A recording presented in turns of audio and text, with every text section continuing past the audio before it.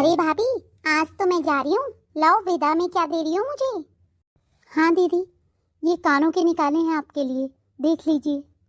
अरे बहू, ये क्या दे रही है तू मेरी बेटी को?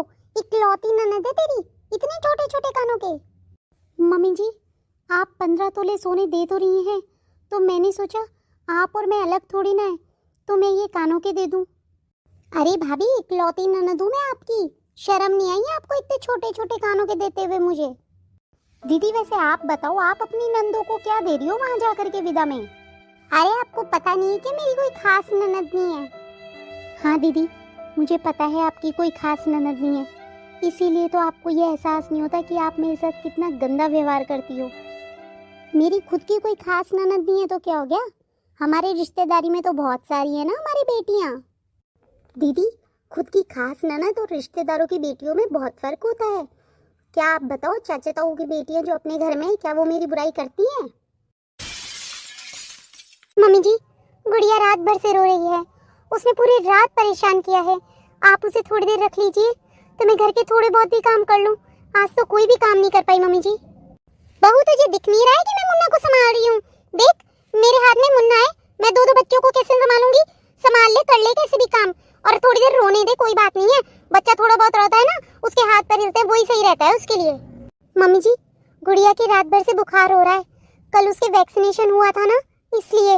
मम्मी जी, मुन्ना को थोड़ी देर के लिए दीदी को दे दीजिए, वो संभाल लेंगी मुन्ना को, और आप गुड़िया को संभाल लीजिए।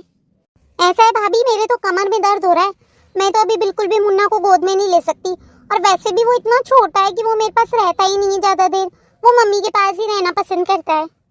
दीदी, मेरी गुड़िया सी सेक्शन से हुई है और आपके मुन्ना नॉर्मल डिलीवरी से हुआ है। दीदी दीदी, मेरी गुड़िया को अभी सिर्फ 1.5 महीना हुआ है हुए हुए, और मुन्ना 3 महीने का हो चुका है, तब भी आपका आराम खत्म ही नहीं हो रहा है। दीदी आप सोचिए, सी सेक्शन से होने के बाद में भी मुझे पूरे घर का काम करना पड़ रहा है, मुझे अभी भी कई बार चक्कर आ जाते हैं, और इतनी कमर में दर्द रहता है कि मुझे बैठा भी नहीं जाता है, ना खड़ा रहा जाता है। दीदी, मैं तो सिर्फ इतना सही तो कह रही हूँ कि मुन्ना को थोड़ी देर आप संभाल लीजिए और मम्मी जी गुड़िया को संभाल ले, जो मैं घर के काम कर लूँ। बहू, मुझे तो ऐसा लग रहा है तुझे तो मेरी बेटी घर पे रहती हुई सुहाई नहीं रही है, तुझे तो मैं मुन्ना को खिलाती हूँ ये पसंद ही नहीं आ रहा है। रह ले, कैसे भी रह ले और कैसे भी कर ले काम, जिस वक्त बिटिया सोती है तेरी उस वक्त क्यों नहीं करती है काम? उस वक्त तो फोनों पे लगी रहती है तू। मम्मी जी, मैंने सुना था कि बेटी और बहू में बहुत फर्क होता है, पर इस घर में आके मैंने देख भी लिया। पर मम्मी जी, ये गुड़िया तो आपकी की पोती है ना, तब भी आप अपने दुहिते और पोती के अंदर इतना फर्क कर रही हैं।